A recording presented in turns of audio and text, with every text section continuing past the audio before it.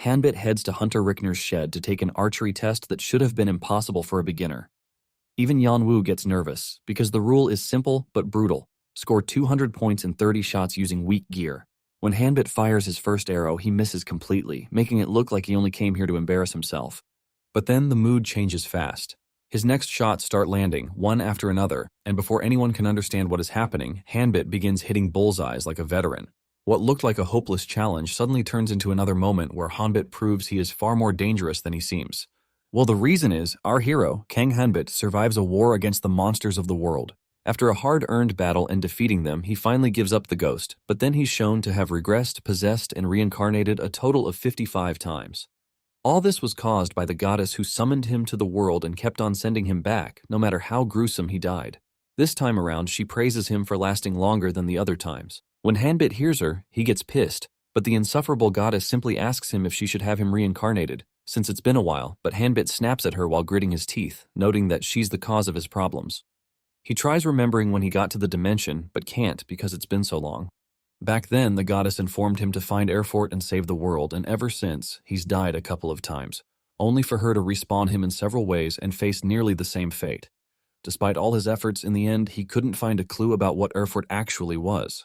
Frustrated, Hanbit yells at the goddess, informing her that he can't continue anymore and she should find the Erfort herself. As usual, she tells him it's impossible for her because doing so will result in the world's destruction.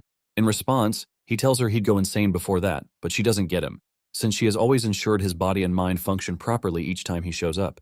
At this point, Hanbit realizes that there's no point in reasoning with her, but even though he admits that she's right about fixing him, the memories of the agonizing pain he felt each time he died always vividly resurfaced and gnawed at his mind, and the accumulated trauma has pushed him far beyond his breaking point. As usual, she asks him if they shouldn't start preparing for the next cycle and which part he would choose, but he yells at her, insisting he's done. That's when she reveals she was kidding and then praises him for doing his best in the role he was assigned. She then informs him that he has earned the right to return to his original world, and he gets shocked because he had failed all through the cycles to save the world. There, she reveals that the process was more important than the result, so he shouldn't bother himself with it. Without wasting time, she casts a spell on him to send him back to his original world, but Hanbit, who isn't ready, tries to get her to attend to a lot of questions bothering him. But as always, the insufferable goddess doesn't listen, and she tells him that all he has accumulated shall manifest as a tremendous power. Hanbit, who is extremely annoyed at her, yells at her, but then she tells him that she'll expect great things from him in his original world, and with that, he is sent back. 18 months after returning to Korea, Hanbit wakes up one morning and notes how his original life returns slowly. Seeing that his mom had left for work, Hanbit stared at his military uniform, which he got after completing his enrollment in the Korean army. He's pissed because the thing went by due to the number of times he did something similar in the other dimension over and over again. Although it was his sixth duty, Hanbit complains about how adjusting to modern life is so hard, and he blames the goddess. Now that he has finally landed an internship, he wonders how long he'll last, so he notes that he'll return to school to file for a work-related leave of absence. Still, life feels uncertain to him, and as he dawdles in his problems, he receives a text from Yanwu, who asks him to join him for drinking. Hanbit candidly rejects the idea, so his friend makes fun of him, calling him a scaredy cat. Hanbit lets it slide because Yanwu helped him during his military service, which was right after he got thrown back to Korea. He looks at his message again and realizes that Yanwu was actually joking with him, and he wants to give him a discharge gift. Hanbit gets serious, and he asks for details and ends up meeting with him. They meet at a cafe, and Yanwu, who is his senior in military service, although 5 years younger, checks him out. Without wasting time, Hanbit curiously asks about the gift, but Yanwu tells him to slow down. The punk doesn't waste any time and prepares to leave, so Yanwu cuts to the chase by showing him a card, which he claims is from the game called Record Project. He calls it a membership card that he can use to get the gear for him to play it at home. He stretches forth the card, calling it his gift, and tells Hanbit to take it, and it costs about $500. However, Hanbit rejects it and informs Yanwu that he just recently found a job, so he'll be too busy to play games. He then reminds Yanwu about his family situation and how he might get a second job. Once Yanwu learns that Hanbit's priority is making money, he makes fun of him for not having any form of romance in his soul. This pisses Hanbit, who grabs Yanwu's hair while asking if romance and gaming can put food on the table. Yanwu then continues by revealing that Hanbit can earn money as huge as 75 grand from playing the Record Project, and immediately, Hanbit hears this. He takes his seat and listens raptly. Yanwu then informs him of Team Zero, the company behind Record Project, and how the will of the company's founder, Michael Welton, says that all the rights to the company will be handed over to the person who first clears the game. Yanwu reveals how popular the game has already gotten and how the value of the in-game currency has skyrocketed. He shows Hanbit the trends and how not just walkthroughs are for sale, but even leading conglomerates have invested to form their strategic teams in the game. Hanbit thinks about it, and knowing who Michael Welton is, he agrees to take the offer. Surprised and happy, Yanwu asks him if they should head to the event zone right away. Moments later, upon arriving at the venue, Hanbit sees how crowded the place is and he complains, but Yanwu tells him they don't have it as bad as in Europe and the United States. Yanwu then grabs him by the collar and drags him out to where they can get the guidebook for newbies. There, he tells Hanbit how the game isn't newbie-friendly, which is why an adventurer wrote a guidebook specifically for beginners, and it's thanks to the guidebook that he hasn't quit. After hearing him out, Hanbit looks through the book's content and is frustrated at what he finds in it. Yanwu wonders if something is wrong, but just then the goddess whispers to Hanbit, reminding him that she expects great things from him, and Hanbit wonders why the quest to find Erfurt is in the book. Remembering that the goddess meant she was going to watch over him, he wondered what she meant by that, but spotting the Erfurt quest in the book, he realized that she never had any intention of letting him go from the start. Hanbit gets pissed and crumples the book, and Yanwu, who is concerned, asks him why he's so serious. Hanbit waves him off and asks him if he knows anything about Team Zero. Yanwu tells him about Michael Welton's youngest daughter, the current representative of the company, and says that's all he knows about them because the company's members are all kept secret. Hanbit finds it suspicious and concludes there is a connection with the goddess. He then wonders why it has to be in a game. After all, the world he was sent to was very real, whereby he felt disgusted killing his first victim, and also when he lost his life. Now he wonders if it's right for him to step back into a place, but if he does, he can finally put an end to his pain. He then asks Yanwu how long it'll take the gear to arrive, and Yanwu tells him in about 2 hours. He grabs Hanbit's phone and sets up the procedure. He also insists they pay for the crumpled guidebook. With that out of the way, they leave the store, and Yanwu bids Hanbit farewell. A few hours later, the package arrives, and Hanbit calls it an expensive console. He goes through the equipment before locking his door, noting it'll take a while before his mom comes home. Right after, he wears the console and immerses himself in the game world. Immediately, the game scans him, and he notes that his avatar feels closer to a real body than he expected. He tries to edit his appearance, but then realizes that the settings window isn't popping up, so he calls the game flimsy, despite it being popular, and tries to reboot the game again. To his surprise, it fails and informs him that his character already exists. As the game glitches, Hanbit curses the goddess because he knows it's her fault, and by the time he appears in the port city Edlin, he notes it's been a long time. Hanbit then checks out himself at a nearby mirror, and he's shocked to retain the same appearance as his last regression. He wonders if this was a silent message from the goddess telling him to start over. Suddenly, he gets a message from Loafer asking him to add him as a friend, and when he clicks on Loafer's profile, Yanwu's game avatar appears, and Hanbit can sense he's the one due to his luxurious outfit. Yanwu then asks him why he customized himself to look like his real-life appearance, but Hanbit replies out of embarrassment that it just turned out like that. Still, Yanwu asks about his nickname, and Hanbit is surprised since he doesn't know about it, but with Yanwu's guidance, he learns he's Black Dragon. Irked out, he grabs Yanwu and demands how to change it, but Yanwu laughs at him, before telling him that it's impossible.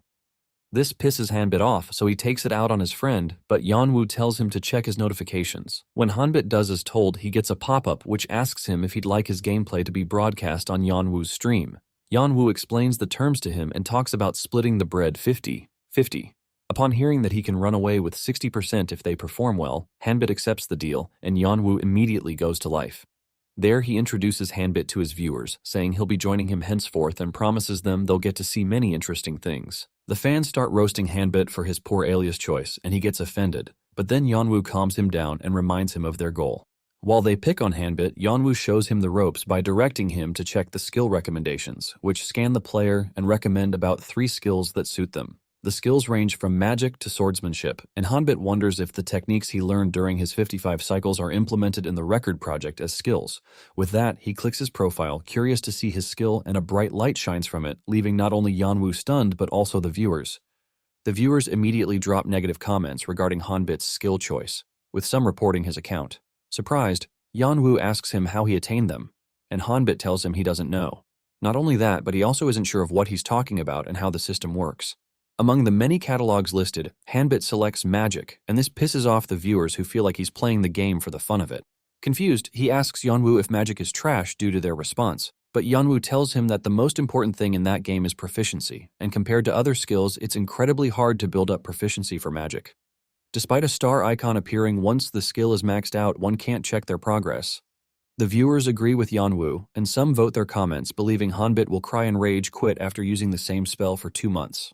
Seeing the comments, Hanbit remembers when something similar happened and how magic was difficult for him to learn back in the other dimension, which was why who he learned it from is very important, so he asks Yanwu if there's a master he'll get to learn the magic skill from, and Yanwu is surprised. The comment starts buzzing with hate, but Yanwu calms them down and explains to him that after successful completion of quests, the game rewards players with books that let them learn skills right away. As for the NPCs, they have high-level AI but not high enough to actually teach skills. Upon learning about skill books, Hanbit says things have gotten convenient, unlike during one of his cycles when he had a master who trained him to the bone. Reflectively, Hanbit tells them to head to the general store, and it surprises Yanwu about how he knows about the place. Yanwu then tells him that they can just get fire attribute magic from Yulio, the general merchant. Upon hearing his name, Hanbit calls Yulio an ugly scammer after learning Yanwu wants them to get a magic book from the merchant. Hanbit slanders the poor merchant, whom the fans find brutal with his words. Not only that, Hanbit tells Yanwu that he'd rather save 1,001 than him if both were drowning. Still, Yanwu says they should head to Yulio's shop for the fire attribute magic, but Hanbit doesn't think that way. Instead, he glides through his screen and sees a picture of Azel, his former magic teacher, so he asks Yanwu if he knows her. Yanwu immediately suspects Hanbit wants her because of her good looks, but Hanbit insists that she's top-notch. As patient as ever, Yanwu explains how Azel is just a quest NPC who commits fraud and theft and eventually gets locked up, never to be seen again. He explains that because of her pretty character design, the company received tons of requests to add a route for her, but things didn't end up like they wanted. Hanbit, as adamant as ever, cuts him off and says he should prove him wrong, so he insists they go to Azel. The viewers get pissed at him for being so stubborn, and when he notices it, he decides to follow their route by going to Yulio like they want. After watching him switch up, they decide to make a bet to have him dance if he's wrong about Yulio, and he silently agrees. As he bids Yanwu to follow him, Yanwu gets confused due to the path he's taking, but Hanbit calls it a shortcut. Shocked that Hanbit knows the route, he asks him if it's his first time, but Hanbit calls it a gut feeling. A few moments later, they arrive at Yulio's shop, and upon seeing him, Hanbit is infuriated, as he recalls how Yulio got him locked up in one of his past cycles. Curious, he asks Yanwu the level of NPC interaction, and Yanwu tells him that the NPCs are so free that, based on the player's interactions with them, it can affect their game progression. From the viewers, Hanbit also learns of how players got their quests completely blocked and had to delete their characters. Pissed, Hanbit barges into the store and walks straight to Yulio. Then he grabs him by the collar before asking him if he's pulling the same stunt. Then he calls him an irredeemable piece of trash. Yanwu and the rest of the chats are shocked when they see Hanbit, and they notify Yanwu that someone else is coming up. Yulio wonders why Hanbit would accuse him. After all, he came to buy a spell book, so he begs Hanbit to let him go. Hanbit does as told, and Yulio tells him that the last spell book got sold, but he can introduce him to another shop if he does him a favor. He explains that a thief broke into his shop while he was dozing off, and he suspects it was his rival merchant, Azel. He asks Hanbit if he'll help him catch the thief, and immediately, the quest pops up. He'll get rewarded if he does the quest, and the chat believes Hanbit has lost since a scammer can't pull out a reward. Hanbit, on the other hand, notes that Azel is his true magic mentor and benefactor, and just by training under her in his first playthrough, got framed and sent to prison, and it was all carried out by Yulio, who bribed the soldiers and fabricated evidence against him. Curious, Hanbit asks him not just for the spellbook as a reward, but what will happen to the thief. There, Yanwu reveals that the thief doesn't appear again after going to prison. Realizing that Azel will be held accountable for Yulio's crimes, Hanbit walks off, not minding what Yulio was saying, and he goes straight to the man's shelves. There, he pours some items without listening to Yanwu, and after searching through them, he brings out a purse and dangles it in front of Yulio, asking if this was what he claimed he was robbed of. Immediately, the system gives him 500 gold for apprehending the scammer. This surprises the viewers as they learn Yulio is a fraud, and hearing him admit to it solidifies their view. Yulio then insists that Hanbit leave his shop, but Hanbit stomps his face with his boot, sending him crashing. The viewers who bet on Hanbit losing start complaining, while the neutral ones flaunt their "I told you so" comments. Suddenly, a guard sees them and charges into the store demanding what's going on, and Hanbit concludes he's done for. Moments later, Yulio gets arrested and locked up.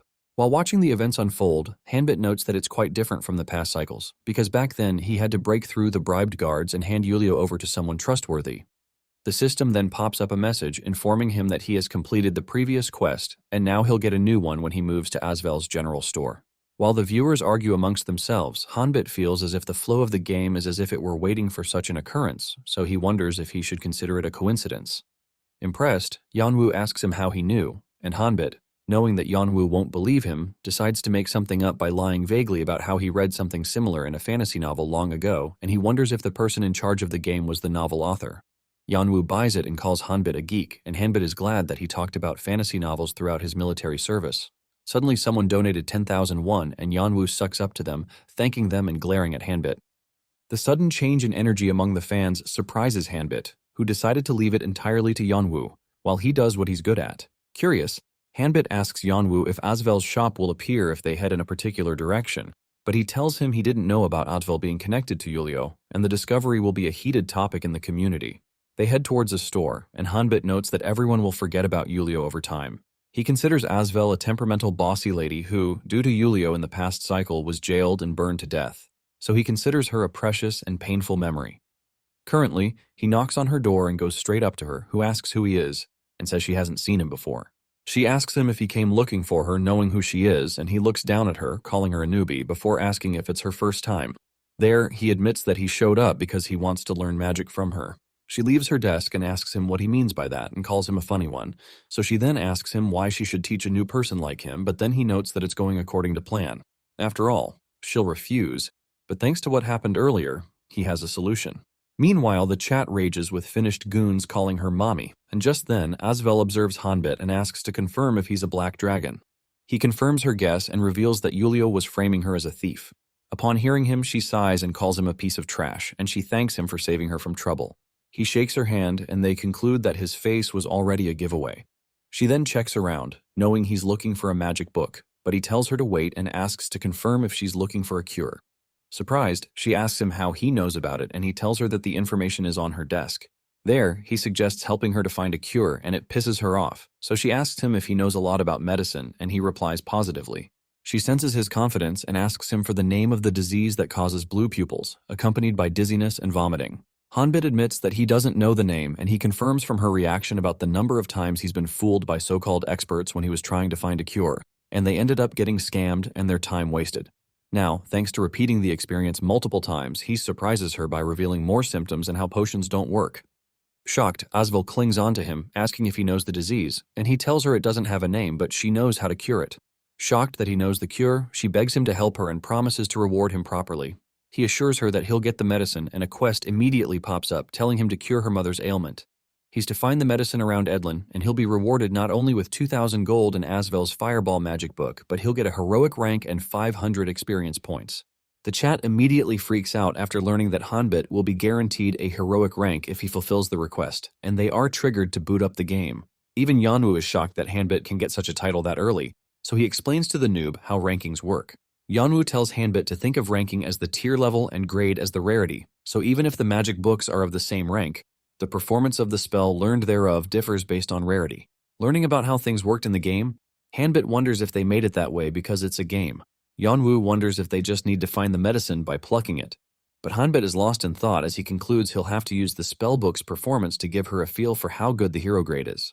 While Yanwu asks him where to go next, Hanbit turns around and suddenly jilts, and out of concern, Yanwu asks him what's wrong. That's when Hanbit hears his mom's voice, so he responds and then logs out of the game, leaving Yanwu all alone. The chat laughed after learning that the great black dragon had to log out abruptly to attend to his mom. Back in his room, Hanbit quickly rushes to the door and greets his mom, informing her that he was busy. She gets the wrong idea and starts whooping him, believing he was getting rough in the sheets. After all, he wasn't the kind of person to lock his door. Thankfully, he explains himself by pointing to the expensive gear Yanwu had bought him as a discharge gift from the military and how he was logged into the game. She takes a glance at it and talks about it casually, which shocks him, so he learns that she's aware of it since it's all over the news. She then tells him not to spend too much time on it, and he tells her that he'll only play it a little. After all, he has gotten a job as an intern. Surprised to hear this, Hanbit's old lady whoops him for not telling her about it, so when she asks him why, he says she would have stopped him if she knew. The strict woman slams her palm on his face and says it's very obvious after all. No parent will want their child to start hunting for a job right after military service discharge. He grabs his nose and tells her that his graduation semester is right away when he returns to school, and he'll need to get a job right after. She pauses after listening to him, then tells him not to miss breakfast, since the company is quite far from home. She tells him she's aware he didn't eat any that day, but then he tells her Yanwu treated him to a chocolate parfait, but that's no food for the old lady, so she yells at him. With that, she wishes him good luck before going to her room.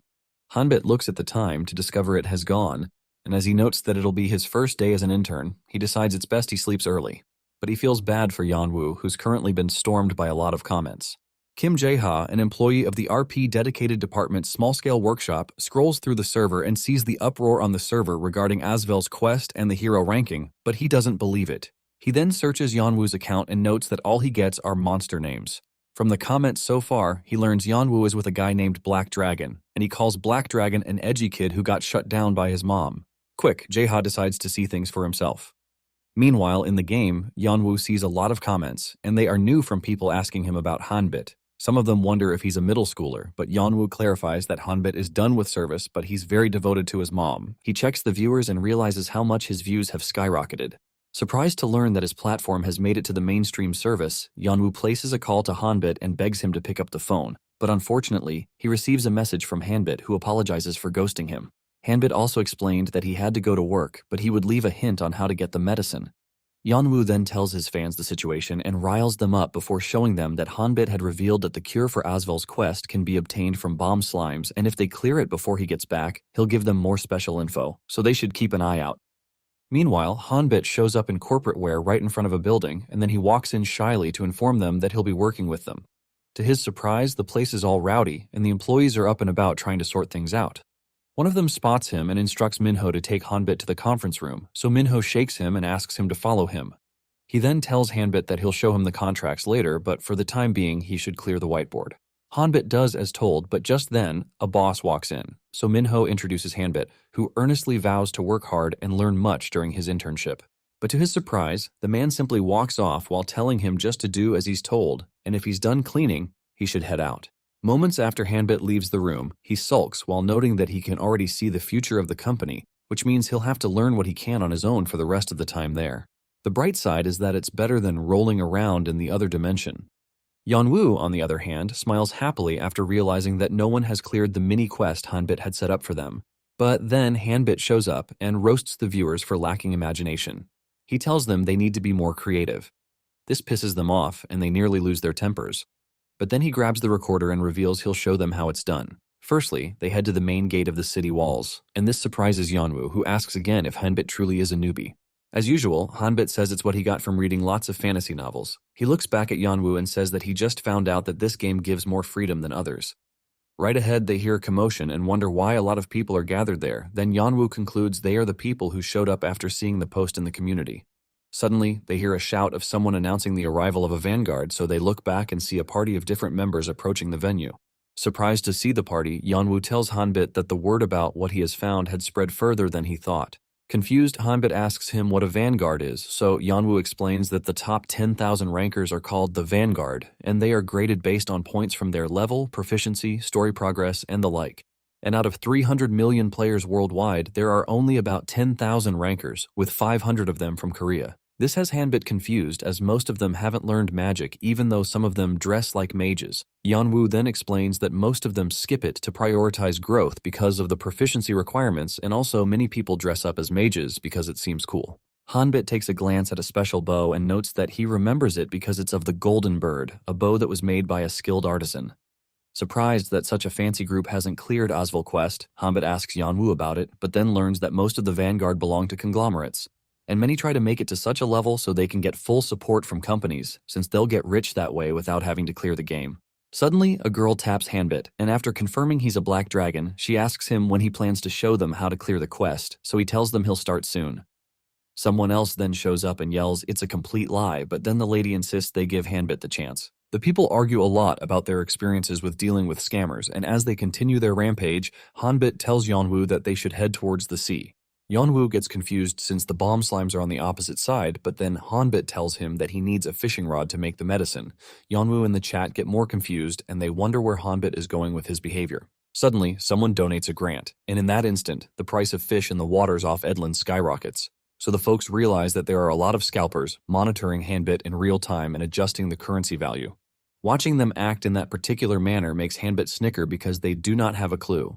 Curious, Yanwoo asks Hanbit if what they need is in the sea, but Hanbit acts nonchalant, and it pisses Yanwoo off. Frustrated, Yanwoo clings to his boots and hopes Hanbit isn't lying. If not, he'll quit streaming. Hanbit quickly intervenes and tells Yanwoo to trust him. so he asks him to lend him 70 gold coins. Everyone is stunned by his decision, and they wonder if he set Yanwu up. When they get to the banks, Hanbit sees more people than ever, and he asks Yanwu about it, but seeing how Yanwu is acting up, he promises to pay him back. Yanwu then says it's because he doesn't have an idea of what Hanbit plans to do with a fishing rod. After scouting the area, Hanbit spots an old man named Eldrick fishing, so he goes to meet him and asks the man to sell his fishing rod. The geezer asks if he wants a hot rod, but then Hanbit curses the chase by saying he knows the man can hear him, so he offers to pay him 50 grand worth of gold coins for it. To the viewer's surprise, the geezer demands a 100 grand, but then Hanbit prices it to 60 grand. He realizes that the geezer hasn't changed, and they continue bidding till Hanbit joins him while fishing and reduces his price. Eldrick doesn't filter his words, and as they interact, Hanbit notes that it reminds him of the old days. The man eventually gives in, and Hanbit buys it for 60 grand. The viewers roast him for his shady attitude, but then a win is a win. A while later, Hanbit arrives at the venue with the fishing rod, and as the viewers wonder what he plans to do with it, Buttonwoo goofs around by asking Hanbit to get into role-playing. Newbie in the chat suddenly asks what kind of mob is a bomb slime, so Yanwu tells him that they are slimes that are incredibly sensitive, and if touched, they blow up. Even if one attacks them from a distance, they still blow up. Worst of all, they detonate if someone makes an eye contact with them, and they don't drop anything when they explode. The noob wonders how Hanbit plans to do something useful with a fishing rod against the bomb slimes, and the entire chat believes only Hanbit knows the answer. Right from above, Hanbit sees a bomb slime below, and he says he's at the perfect height. He takes out the fishing rod, noting how the sensitivity is a bit different from reality. There, he adjusts it. But just as he's about to get serious, Yanwu informs them that, thanks to a viewer, there are people following them.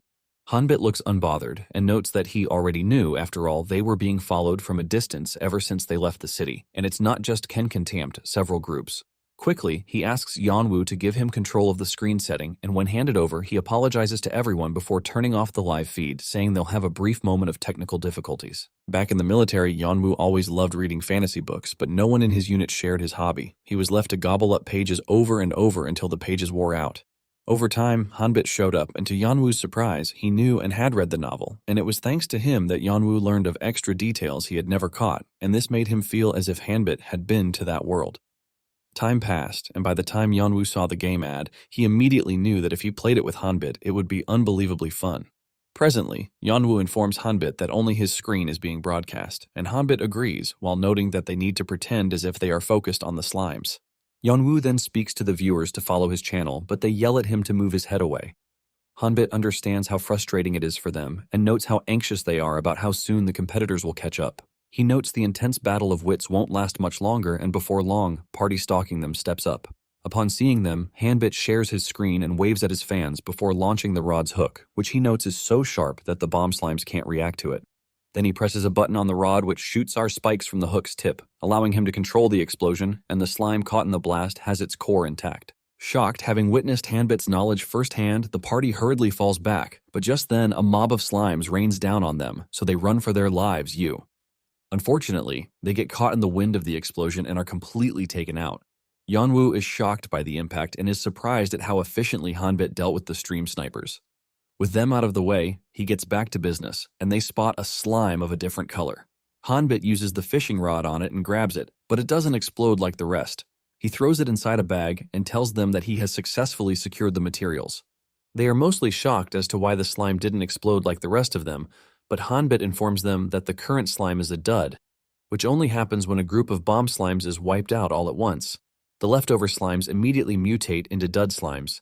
Curious, Yanwu asks if they'll be able to clear the quest if he follows Hanbit's method, and Hanbit tells them that he is showing them all how to do it so they can clear it too. He grins like a maniac while noting that controlling the explosion won't be easy for them. From there, they go straight to Azel's shop. Meanwhile, Jae-ha from the small to medium gaming studio, who nearly got wiped out from the bomb slimes, note that Hanbit is no ordinary newbie, and they believe he's backed by a major corporation, one completely massive and different from the one he works at. What he wonders is why Hanbit would choose to team up with a bottom streamer like Yanwu, but he then wonders maybe Hanbit's company's vanguard discovered something massive, and they're using Hanbit to divert the player base's attention. With that bothering him, Jae-ha notes that he needs to clear Azel's quest, and doing so alone will be enough to meet his monthly quota. But unfortunately, Jae-ha wouldn't succeed that day. Later that evening, Hanbit and Yanwu arrive at Azel's place, and Azel is weirded out by the dud slime he brought. Worst of all, he prepares it on a dish and calls it medicine for her mom, so she refuses to accept it. Based on her reaction, Hanbit asks Yeonwoo if it's really bad, and Azel makes up her mind to compensate him for taking care of Yulio, then she asks him to leave. Hanbit then riles her up by saying she isn't desperate, and this gets her mad, so she yells at him. He immediately stuffs her mouth with the cooked sludge and forces her to swallow it. Yeonwoo looks more cooked than shocked at what Hanbit just did, and the chats raid his expression like a book. Azel tries to process what just happened, and she immediately rushes inside to puke. Hanbit, upon seeing her reaction, calls the medicine effective, but then Yeonwoo states the obvious.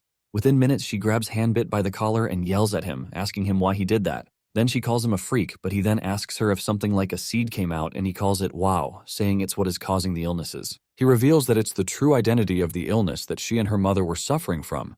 She gets confused, but he insists that what she threw up was the cause of their illness.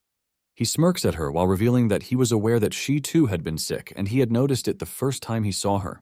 He had inwardly noted that Azel must have suffered in silence because she didn't want to worry her sick mother, and she was afraid Yulio and the likes would use her condition as a weakness. She asks him how he knew, and he tells her that what she ingested is a parasitic seed that grows in the far south, which attaches itself to one's stomach and grows.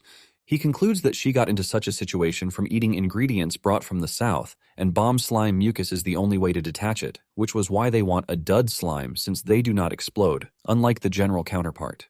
Since the explosive trait is removed, once induced, it causes the host to throw up, hence removing the parasite seed that caused the illness. Hanbit then reveals that it isn't a disease she suffered from, so he hands her the plate and tells her to hurry to see her mother. He looks at her compassionately, noting that even though they are in a game world, she hasn't changed inwardly, and calls her a foolish girl who always worries more about others' pain than her own. She could be rough with words, but she always took his side, so now he wants her to be happy. Fast forward to her offering her mom, causing her to throw up huge seeds. Azel gets mad at the people who scammed her all this time, and she smiles while vowing not to let them get away with it. The chat is surprised to see it, and even Hanbit says it's been a while since he saw her smile. She thanks him while wiping her tears, and everyone watching the stream vouches for her as their top girl, but Hanbit reminds them that they didn't do anything. She says it's thanks to him that she and her mom are alive, so she brings out the spell book and hands it over to him. He thanks her, but she says he's saying her line. Yeonwoo starts wishing to touch it, but Hanbit reminds him it's his, then he suggests they leave for their main quest. To their surprise, Azel calls them back, saying there's more to give them. She hands them a huge reward, and the system informs Hanbit that the first clear reward is being issued. When Hanbit gets handed the 2,000 gold coins, the system doubles it, and his stats point increases from 3 to 5. He gets an extra experience point bonus, levels up, and Azel's book upgrades from heroic status to a unique class. While Hanbit wishes for Azel's happiness, he suddenly gets rewarded with a first clear notification. Upon seeing that, the entire chat is flooded with messages. Yeonwoo is as surprised as Hanbit, who didn't expect the book to change its grade. He then asks Hanbit to say something to the viewers, and when he looks at the screen, they see how fast the chat is moving that it becomes totally unreadable. As Yeonwoo worries about how to handle the situation, Azel hands Hanbit a paper page, and he gets a pop-up that not only calls him her savior, but also grants him a point multiplier from her. She tells him it's an introduction to the blacksmith shop, where he can check out items if he needs anything. She believes they don't have normal weapons, and their gears got wrecked while trying to catch the slime. She then thanks him once more and asks him to come and see her anytime if he needs help. The finished people in the chats behave as if she's speaking to them, so some of them boot up the game to see if they'll get a chance to cop her. With that, the duo leaves her store, and they wonder what to do next. Yeonwoo shows Hanbit the map and explains that there's no fixed route in the game, so they can go wherever they want. Normally, everyone who logs into the game starts at Edlin, but then they are free to explore anywhere, and this may be disadvantageous because doing so without knowing where one is going could get one stuck in a high-level area. Still curious, Yeonwoo asks Hanbit why he's wearing his normal face in the game rather than customizing it, and this makes Hanbit wonder if he can tell him it's because of the goddess. Yeonwoo brags about his character design, saying he spent 5 hours customizing it, and this has the chat worried about him. Yeonwoo also warns Hanbit not to fall for female characters because male people might choose to have them as their characters. Currently, Hanbit thinks of where to go next, but suddenly he is notified that a certain viewer has donated 50,000 won while insisting he wants to see an angrier Azel. Yeonwoo immediately snaps into action and thanks the donor, but it doesn't stop there. One donates 10 grand and another donates 30 grand. The donation keeps pouring in, and Yeonwoo does his best as a good host by thanking them. He then shows Hanbit the viewer count, who is surprised to see that they have over 8,000 people watching them. Hanbit shyly thanks them for their donation while the chat asks Yeonwoo to show them his 100 grand reaction. While Hanbit calculates the total donation, noting how his share is about 250 grand, he sees Yanwu shamelessly doing the famous 0-2 dance, scarring the viewers. Hanbit recounts only clearing Azel's quest, and he has already earned that much, so he wonders how much he'll make if things progress smoothly, and this makes him realize that he can get to repay his mom. Back then, when the goddess who snatched him showed him the flow of time in the real world to pressure him, Hanbit learned that he had gone missing and his mom had poured all she had to find him, which is why he vows to do everything he can to make her happy. Yanwu then asks Hanbit to use the grimoire, informing him that the viewers are waiting, so Hanbit touches it, and the grimoire disappears before his fireball unique grade skill pops up, showing him that he has a fire element spell that incinerates everything with a massive explosion. Upon reading the skill, Hanbit says it's too easy, unlike when he struggles so much with it. Yanwu then talks to him, telling him to tell the fans how amazing absorbing such a skill felt. At first, Hanbit says he didn't feel anything, but when he realizes he has to act for the chat, he lies about the information pouring into his head. Meanwhile, he finds it strange, noting that he definitely learned the skill, and he wonders why what he learned in the other world is showing up in the game, and this makes him realize what the game meant by existing character at the start. Dying from curiosity, Yanwu tells Hanbit to use the skill in front of the viewers, and he should aim at the rock not too far off. Hanbit recollects how the spell works, so he follows the process and a huge fire erupts from his hand and flies straight to the rock with immense speed. Once it touches it, it disintegrates it into bits, and Yanwu is amazed by the skill level. As Hanbit goads over the spell, noting that it isn't bad, he suddenly feels the goddess's eyes peering down at him and stretching her hand as if she wants to whisk him away. By the time he regains his senses, a pop-up notification tells him how he has experienced an increase in all his skills and the effects are amplified with experience level. Also, he has now unlocked the spirit skill. Mentally traumatized, Hanbit grits his teeth while cursing the goddess under his breath. The intense shock he got from realizing the goddess was watching makes Hanbit lose his composure, and Yanwu, who is worried, asks him if he's alright. Quickly, Hanbit corrects himself, while telling Yanwu not to worry. After all, he isn't sure Yanwu will believe his goddess's tale. He then gives an excuse for how the spell took a toll on his body because it was his first time firing such a high-ranking spell, so he asks Yanwu to show him a normal spell. Shocked by Hanbit's request, Yanwu confirms he wants to see it, then he gives him a heads up, warning him not to laugh when he sees it. With that out of the way, Yanwu fires the spell, and Hanbit sees a little flame that goes out right in front of him. He complains to Hanbit, who in reality finds their skill so disappointing, but after being reminded of the differences in trait, he doesn't push the matter forward. Instead, he tells Yanwu that he's doing things wrong for imagining the spell. It's something new that just clicks out of reading a book. He blames Yuliyo for leading them astray from the basics, before then going into geek mode to explain how magic works. With that, he concludes by informing Yanwu that he doesn't plan to continue using his unique trait magic despite it being high class as his main skill, because the major goal for using magic is its convenience. Absolutely stunned, Yanwu reminds Hanbit that he made his character the previous day, and this makes the chat make fun of Hanbit for being a hardcore geek. Pissed, he nearly takes it out on the chat and vows not to drop them any info further on, but thanks to another viewer who donates a huge amount of cash, Hanbit reflects on his temper and apologizes to them. They then ask him where he plans to go next, so he heads to a remote place, and Yanwu asks him if he doesn't want to take on the main story. Hanbit then reveals that he has come there to rack up points before partaking in the main story.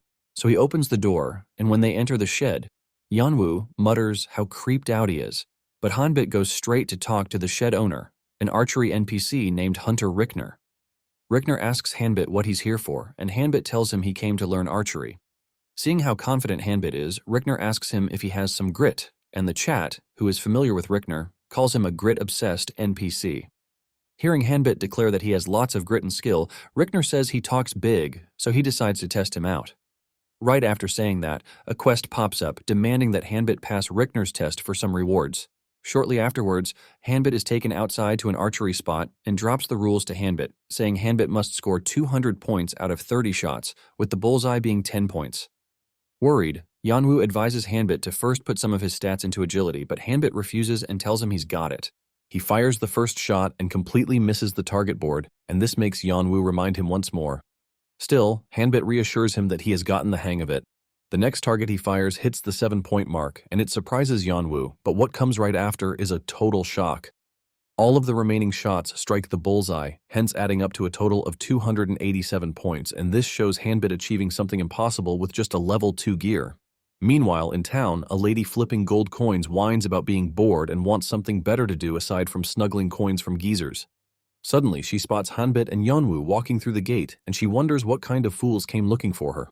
A few moments ago, right after securing the archery skill and some gold coin rewards, Yanwu looked happier than Hanbit, who got the skill. So Hanbit asked him why, and this made Yanwu praise him and ask him if he did archery in school. Yanwu gets so excited and extremely money-driven that he reveals setting up a betting pool just in case, and they hit the ultimate underdog jackpot because no one thought Hanbit would be good at archery. He snickers, noting how cool it would be to pull off such stunts once in a while, and the chat literally reminds him that they are still there. Curious, Yanwu asks where they are headed, and Hanbit says to learn swordsmanship skills, but he wants to secure the swiftness skill. This surprised Yanwu and some chat members, who wondered how the skill was related to swordsmanship, and he joined some of them to call it trash. Still, Hanbit dashes somewhere and orders Yanwu to stop bickering and follow him. When they walk into the town, Yanwu shows Hanbit an NPC named Leah, and informs him that the reason people avoided the swiftness skill was because Leah's quest is way too hard compared to how good the skill is, so he asks Hanbit once more if he's sure he can do it, and Hanbit wordlessly walks up to Leah before introducing himself and saying he has shown up to learn what she does best. She looks at him, saying she likes his attitude, but then instantly speed blitzes past them, snuggling his coins and grinning like a witch, while informing them that they are too slow. She announces their tuition fee, saying it's upfront and 5,000 gold. Surprised to see Hanbit not reacting, she asks him why, but then he replies that since she has already collected the tuition fee, it's best she teaches him the skill already. Inwardly, he notes that she has stolen way more gold from him during his 55 cycles in the other dimension compared to the current game. Judging Hanbit by his laid-back attitude, Leah tells him she doesn't like him, and in that instant, she informs him that their class is starting, and as for his assignment, he is to try to catch her. In that instant, she moves so fast that she leaves after images wherever she goes. Hanbit suddenly gets a quest, informing him to catch her within the time limit, and if done, he'll get her swiftness skill book, stat points, and experience points. From the chats, Hanbit realizes that there is no way he can catch Leah when she takes off like that, and she only lets one complete the quest after taking 2,500 gold and making them wait through 5 3-hour time limits totaling 15 hours. Meanwhile, one can't do any other quest, and the timer pauses if they log out. Hanbit then declares that they have to catch her, but then Yanwu tells them that it's impossible since no one has ever caught Leah directly. Hanbit thinks about it and notes that if he can't catch her himself, he just needs to call someone who can. They head straight to Azel's store, and Hanbit asks her to help him catch Leah. Surprised by the request, despite being glad he came back, Azel asks him how he knew she and Leah are family, but he lies to her about how it's famous around the street hideouts. Left with no choice, she agrees and walks out of the door steaming, and this surprises Yanwu and the chat to learn that she and Leah are sisters. Hanbit lies once more about spotting graffiti about where Leah was, so some chat members played back the video and couldn't find what he was talking about. At this point, some assume he has an eagle's vision and conclude it's why he's good with a bow. With that, he interacts with the chat, telling them to always pay attention to their surroundings and how sending Azel to prison won't grant them the choice to have her catch Leah. Yanwu then beckons to him to come along, so they all head for the street hideouts. Meanwhile, Leah plays with a cat and concludes that Hanbit must have given up on her, but to her surprise, Azel shows up right behind her and looks quite mad at her. Within moments, they have her surrounded and Leah snaps, calling it cheating for involving Azel. Hanbit then reminds her that she was the one who said he should use any means necessary, so he went with Azel since he has a history with her. Pissed, Azel calls her over before scolding the daylights out of her and warns her to stop or else she'll eventually mess with a scumbag like Yahello. Leah immediately apologizes, but that isn't enough for Azel, who asks her to come to the shop once they are done, and she warns her she'll be in trouble if she gets sidetracked. Leah agrees, and then hands Hanbit her Swift book, noting that she hasn't met anyone like him, and because a promise is a promise, he gets to keep it. Immediately, the system pops up a quest complete notification, informing Hanbit that since he cleared the task in a short amount of time, the reward has been upgraded to its maximum, hence he gets triple the stat points and 500 times the experience points. The chat, upon realizing Hanbit just got another unique skill, can't hide their jealousy. Leah, on the other hand, hurriedly takes off and hopes she doesn't run into Hanbit again. Moments later, Yanwu, who is out of breath, eventually catches up to Hanbit, and he learns he's late to the party. Hanbit then shows off the book, saying it's a unique class, and Yanwu is out of words. At this point, even his viewers cannot keep up with him, and they wonder how they can get to know about developments before him and who owns the stream. While holding the book, Hanbit informs Yanwu that it's time for him to acquire the swordsmanship skill. Hanbit absorbs the book, and he still finds it strange, despite it being the third one. Curious, Yanwu asks him on behalf of the viewers why he learned the swiftness skill, and Hanbit makes an analogy of how if they were to have a race, he would slightly have an edge over Yanwu thanks to the swiftness skill. Still, Yanwu notes that the unique grade didn't make a huge difference, but to Hanbit, who has died over 50 times, he knows why he went for the skill. Yanwu then happily takes out his sword and announces that he's Hanbit's senior in the field. After all, he's ranked number 2 in swordsmanship, and it's an advanced grade. Upon hearing his skill, the chat roasts him nonstop, and Hanbit tells him word for word. Hanbit then notes that most players, including Yanwu, are following a similar route, which is caused by the guidebook and because no one interacted with Azel due to Yulio, the scammer. This causes a chain of reactions, and with the incredibly high degree of freedom, makes it impossible to know which path is the right one.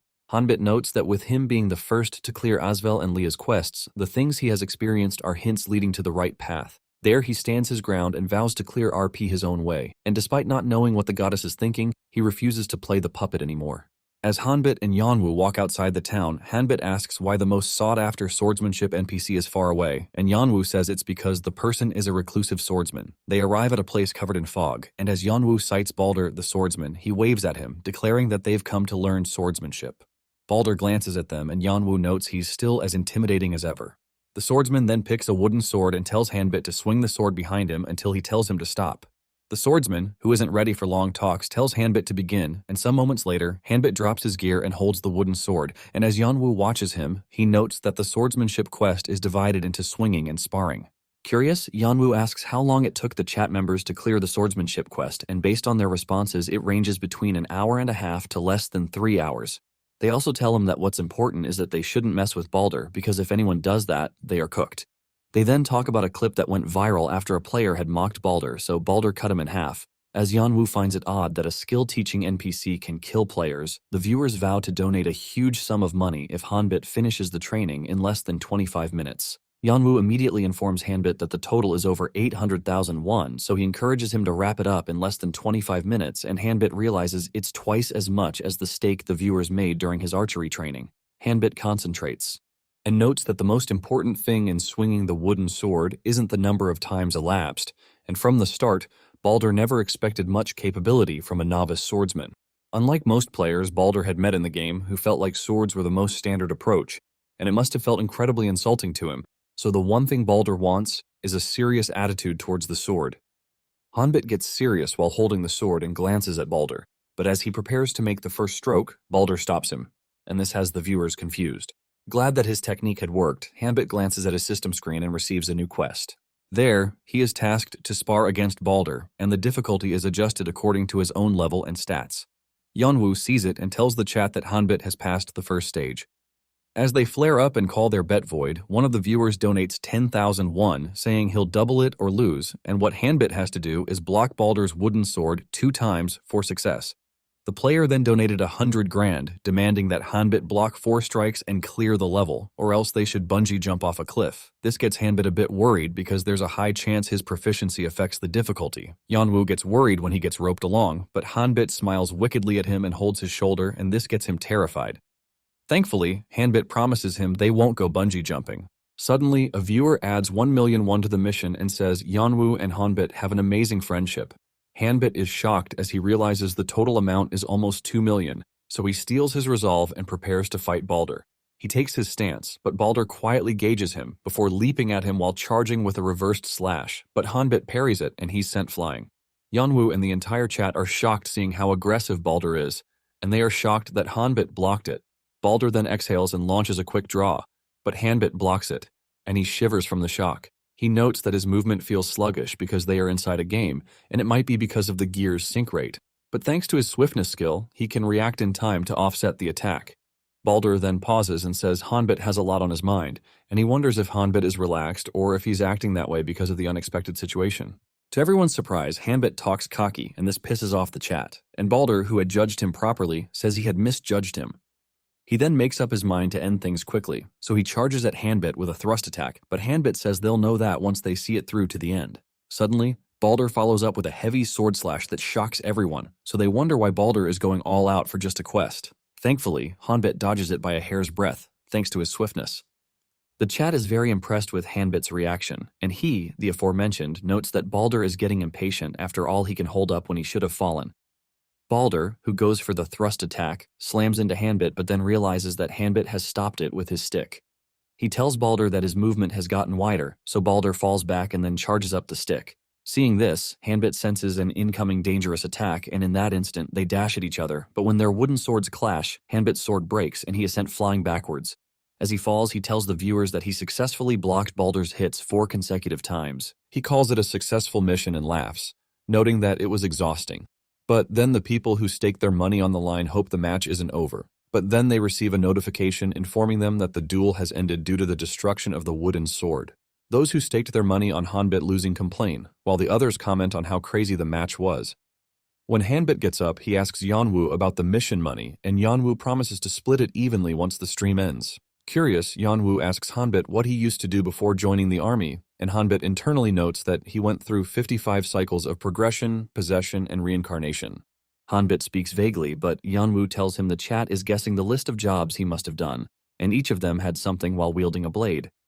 One curious viewer asks Yanwu how he plans to split the money, and Yanwu reveals he wants to give everything to Hanbit.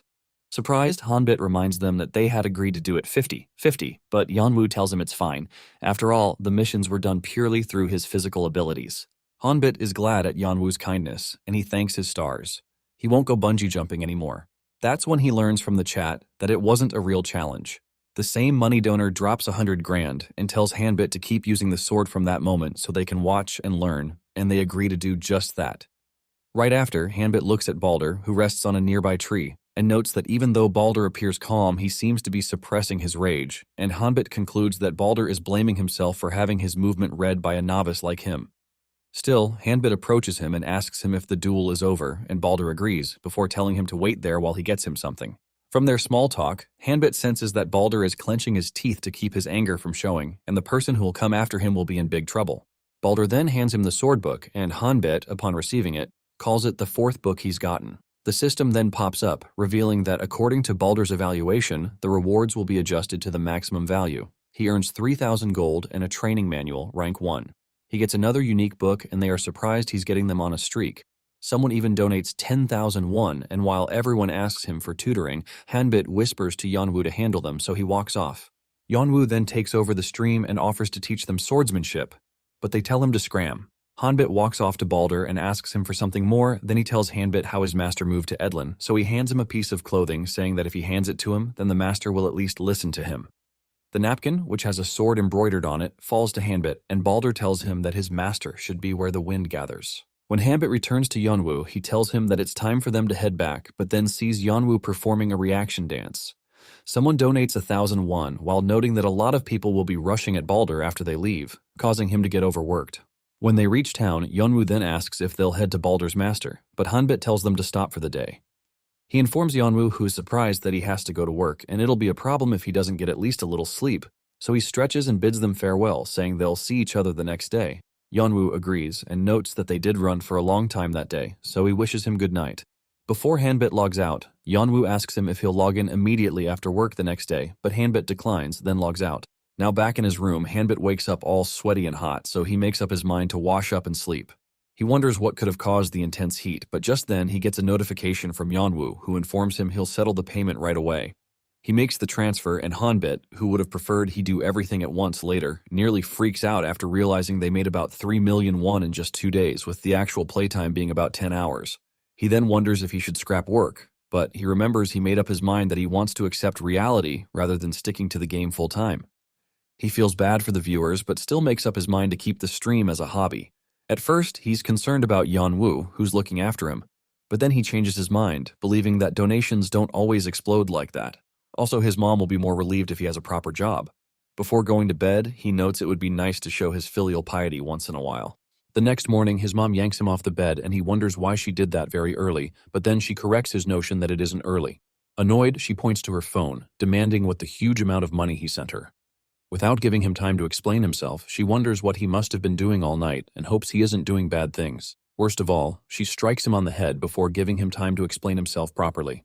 At first, the old lady concludes the fastest way to earn such an amount is gambling, but then he argues against that and reminds her about Yanwu and the game he bought him, saying they raked in such an amount from streaming in the game. With that, he clarifies the air, reminding her that she knows he'd never do anything illegal. And after hearing him out, she sighs and tells him they should talk when she gets back from work.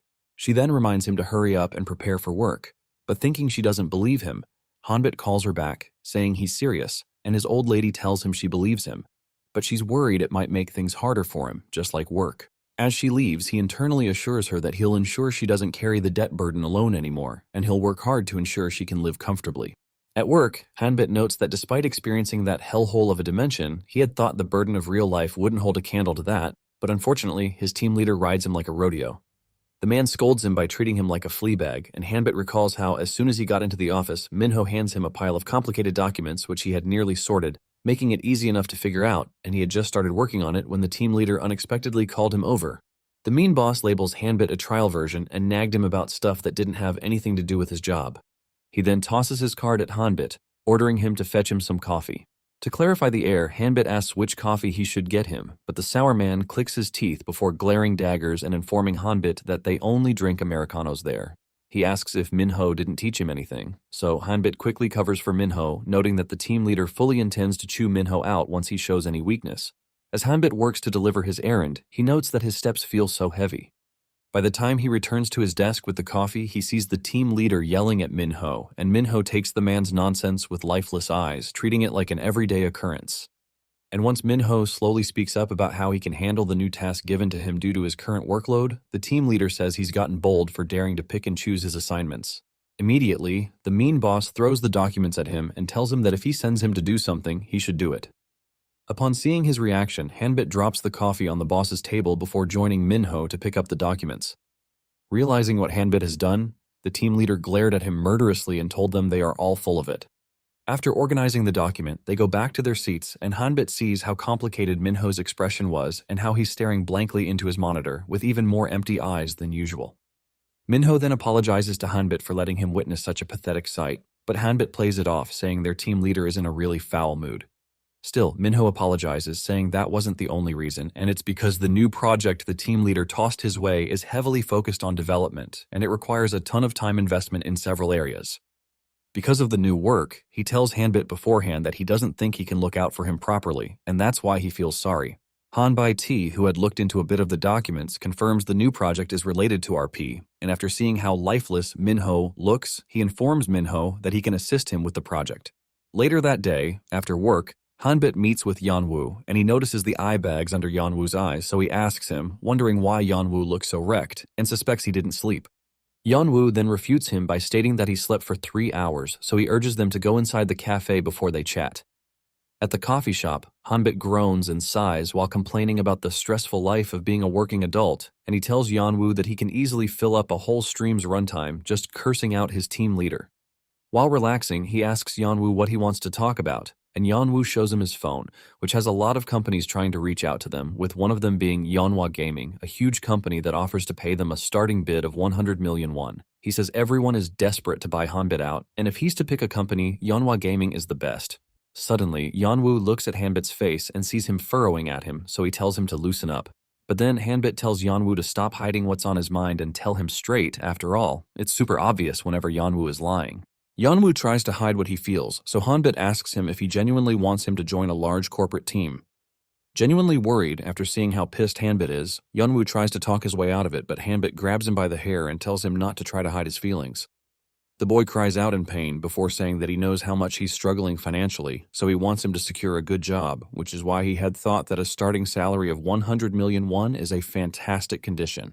Hanbit thanks him for his intentions and says that he was the one who first invited him to play RP, so it makes sense to hear what he wants to do first. On hearing this, Yanwu notes that it doesn't sit well with him, and he speaks of how much freedom to explore feels lovely at first glance. But when he got his hands on it, it was difficult and progress was painfully slow. Also, he enjoys watching more than playing, which is why, to him, someone like Hanbit is the brightest star. All the fresh and captivating moments that will arise when we play together, he wants to be with him, watching it all happen, and he wants to share the exact moment with other people. For that reason, he wants to launch an MCN entirely centered around him. He plans to establish a guild that spans both reality and the game, and Hanbit sees that he's talking about what he said back in the army, and Yanwu is surprised that Hanbit still remembers. Curious, Hanbit asks him how he plans to make money, so Yanwu informs him that he plans to use a feature to upload videos that was added to the record they use for streaming, and the ad revenue is bigger than he expected. Then again, Hanbit is the most talked about user on the record, so they're featuring their videos at the top, and just by watching his videos will attract people to play the game. And from there, the number of people who want to join that journey will grow. So Yeonwoo asks him for his opinion about growing the channel more seriously, and Hanbit wonders about his switch-up. Yeonwoo then tells Hanbit that he isn't an employee, but they should partner up as co-CEOs. Hanbit tells him to forget about the co-CEO, and Yeonwoo should tell him whatever it is, and he'll help. Hanbit notes that the reason he's playing the game is because of Yeonwoo, and it's also his last chance to reach Erfort. He wonders what will happen if he clears the game and finds Erfort. Still on the matter, he wonders what exactly was the reason he had to die over and over again. As they dig into their meal, Yeonwoo shows Hanbit that he's got a lot of texts, so he calls it the celebrity lifestyle. Suddenly, he sees a different message and he gets agitated, so he quickly places a call, and when the person doesn't pick up, Yeonwoo nearly loses his marbles. Hanbit asks him why he's acting that way, and he reminds him of the pioneer group they had seen the other day in the game, and how they are from a German corporation called Rasten. Currently, Yeonwoo has been informed that the Azel quest rewards drop in grade on a first-come, first-served basis, so Rasten has declared they are monopolizing the quest. Not only that, but the slimes aren't visible in the bomb slime fields either. Now, the rumors are spreading that Hanbit had planned the case with Rasten beforehand, but Hanbit, who hears the news, is shocked, and he wonders what is going on. Meanwhile, in the game, a group of team players curses Rasten and Hanbit, calling them scammers and saying they can't be trusted. This is because of the situation where item grades drop after the highest quality has been taken. While one complains like a monkey, the logical one analyzes the situation, saying it won't be alright if the game just hands out unique grades to everyone. While she complains to her teammate about how the slimes have gotten invisible thanks to Rasten's tricks, she wants Hanbit to explain what's going on in the stream, because he must have seen the announcement. Back at the coffee shop, Hanbit asks Yeonwoo about how big Rasten Corporation is, so Yeonwoo breaks it down to him by explaining that the value of a corporation is determined by how many strong players they hold. He says Rasten's ranger, the bow wielder, has a combat power of 9,000, and even though they're on the weaker side for a ranker, they are considered one nevertheless. Hanbit thinks about it and notes that there's a way to solve it, but he tells Yeonwoo to start the stream later than usual because he has something to look into. Later that night, Hanbit goes through the guidebook and notes that he has found what he's looking for. Without wasting time, he heads into the game to check it out and goes straight to the cave's location, noting that it's just as he remembered. There, he confirms that the bomb slimes are gathered there, and as he carefully walks past them, he notes that there's only one reason why they gather in one place. And right up ahead, he sees the Bomb Slime King. The Bomb Slime King has a trait where it draws in normal units to absorb them and grow in size, but the unit it usually draws in isn't that high compared to the current one, so Hanbit believes there is another reason. He looks right ahead and spots a monster attractant artifact and sees that it has Rasten written on it. The device is a single-use item that can be obtained from a dungeon in the north, which means that Rasten must have installed the attractant in the cage where the Bomb Slime King resides. And such a mess happened because the creature's traits and the item's effects overlapped. Realizing their ploy, Hanbit fires a fireball at the Slime Bomb King, disintegrating it without giving it a chance to explode. He is immediately rewarded with a large amount of experience points, and his level increases by 4. For suppressing an elite monster, Hanbit earns the Recorder of the Sage title, which, upon activation, significantly increases his skill proficiency. Seeing the number of increments and levels he got just from defeating the king, Hanbit wonders how many of the slime bombs must have fused with the king, since Hanbit had recorded the bomb slime situation which showed how Rasten was behind it.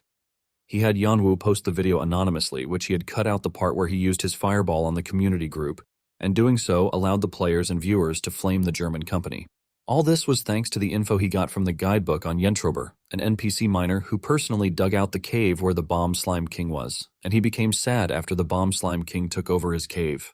From the information he had on the ground, Hanbit could easily pinpoint the king's location. What he had considered strange was the fact that Yentrober was in the guidebook, but there was no information about the cave. Hanbit feels uneasy as he notes that the guidebook, which was normal for it not to contain everything, not only left some key parts out but also has a level of ambiguous accuracy and parts that are different from the truth. This makes him wonder if Adventurer A, the person who wrote it, intentionally left some cogs. Now he wonders who Adventurer A's true identity is. Later, he rendezvous with Yeonwoo, who talks about how proficiency is the main reason why everyone avoids magic, because one has to build the skill, which is extremely hard to do. Most people give up on it. What shocks Yeonwoo is when Hanbit reveals he has acquired a 100% proficiency, so he whines about it since it is an impossible feat to pull off in a day. He then clings to Hanbit, asking him to show him for him to see. Hanbit tells him the proficiency is the lowest rank one in the first place, but Yeonwoo says what Hanbit is downplaying is hard as hell, and to learn any magic takes at least a month. Yeonwoo clings to him till Hanbit has no choice but to show him, and when he does, Yeonwoo falls on his knees as he copes hard, believing it's a bug. There, Hanbit tells him not to reveal the proficiency to the stream because he wants to show him something interesting to the villains. Shortly afterwards, Yanwu starts the live stream and informs the chat that they aren't connected to Rasten and they'll prove it soon. First, he tells them to watch as Hanbit makes some findings before heading to find Baldur's master. At Azel's shop, Hanbit asks to confirm if Leah has run off again, and after getting a positive response, he tells Azel that Leah is in her rebellious phase, and it won't be long before they can all live together again. Hearing him wish her family well makes Azel happy, so she thanks Hanbit before asking him why he showed up. There, Hanbit reveals that he has come to learn more magic, and he asks if it's okay. The chat waves him off, believing it'll be impossible. But then Azel shocks them by agreeing to it, and this makes them wonder how he'll get to learn a new spell since he'll need to be proficient. She hands him a second book, and he gets a quest where he's to learn the magic, and if he successfully pulls it off, he'll not only get a new flame spell, called Flame Burst of the hero rank, but he'll also get 10,000 gold coins with an experience points of 3,000. Once the chat sees it's a hero rank spell, they look down on it, forgetting that it was once an impossible rank to attain. He sees the Rasten group curiously waiting outside, so he absorbs the book and earns the rewards with the hero rank spell, leveling up to be unique once more. Yanwu then announces, informing everyone that Hanbit has learned the new magic skill while ranking up. Azel then tells him that if he ever gets stuck, he will find a way if he goes to the magic research lab in Ifrit City. With that, he thanks her and walks outside. But upon getting there, he sees Rasten's men anxiously waiting outside, so he walks past them, and while passing the ranger, Hanbit teases him by asking if something has happened and the ranger should ease up his expression. Right after, they collect the magic books from Azel, and Hanbit notes that Rasten's corporation is greedy. Curious, Yanwu asks Hanbit what he meant when he said he wanted to show him something earlier, so Hanbit replies with a question, asking Yanwu for the difference between him and the Rasten members. In that instance, the men count to 3 and flip the books open, hoping to gain the second flame skill. But in that instant, their books catch fire. They struggle to put it out and they fail at it, and this pisses off Azel, who watches them burn her precious books and fill the house with smoke, so she chases them out. Just then, Yanwu realizes why. But the viewers who haven't been briefed ask him why. Suddenly, one of Rasten's men informs the others that the quest has changed, and when they see it, the book rank lowers, and after the ranger confirms that no one in his team learned the spell, he walks straight to Hanbit, saying they should have a little chat. Hanbit asks him what he wants to talk about, and the ranger demands to know why Hanbit was the only one who got the Flame Burst skill, but Hanbit mocks him by asking him the same question before saying he should figure it out since he's a veteran. The ranger gets pissed, and the chat finds it funny since they've been the ones always preventing people from gaining skills.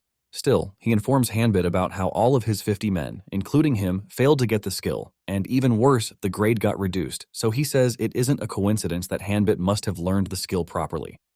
Hanbit starts by hitting the nail on the head. He tells the ranger that it's because of his team that many other innocent players lost their chance to even try for a hero grade.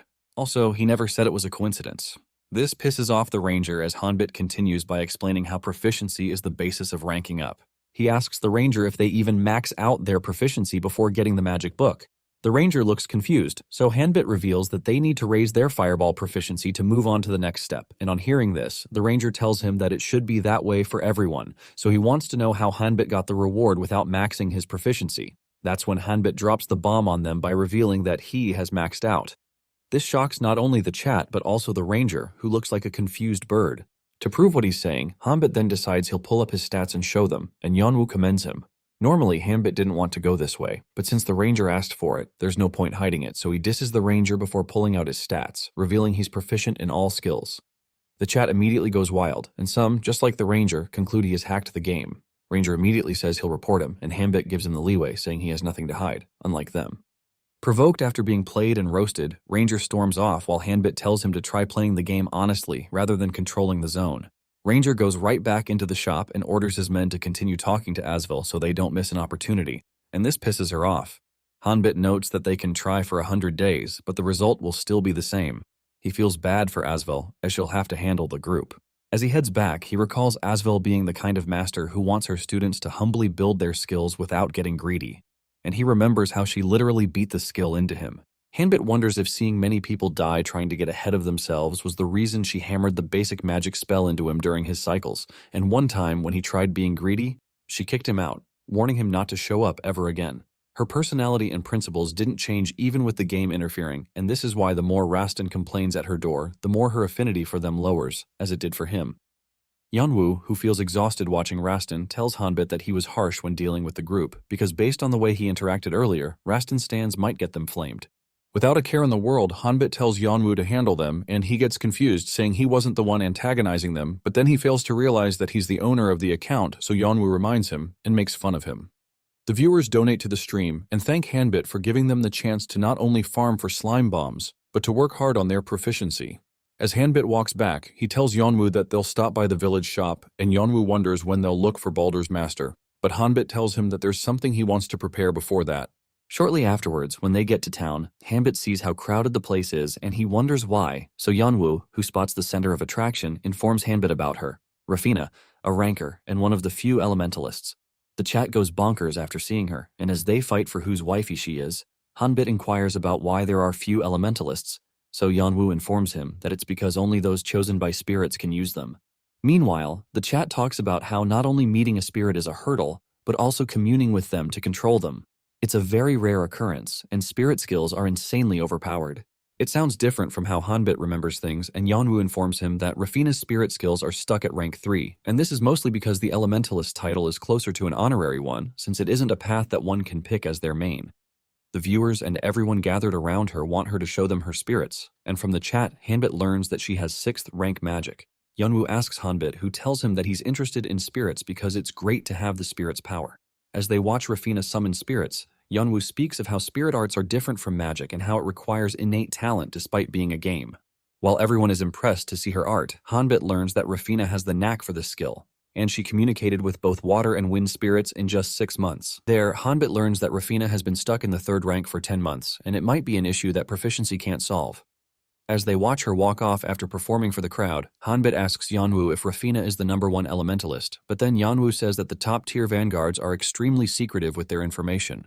Since the game was built for the first person to clear it to have ownership rights, it's quite logical for people to keep their abilities hidden.